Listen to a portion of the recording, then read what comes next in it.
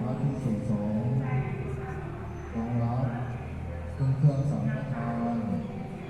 พร้อมกับข้าวของบริวารทั้งหลายเหล่านี้ของข้าพเจ้าเพื่อประโยชน์เพื่อความสุขเพื่อความเจริญรุ่งเรืองแก่ครอบครัวของข้าพเจ้าทั้งหลายตลอดสิ้นกาลนานเทอญสาธุ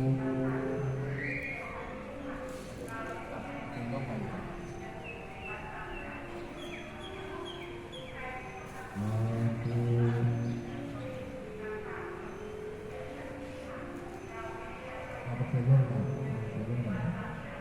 สาธุ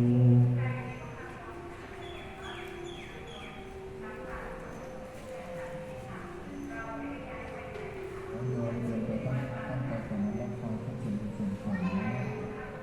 ยาคา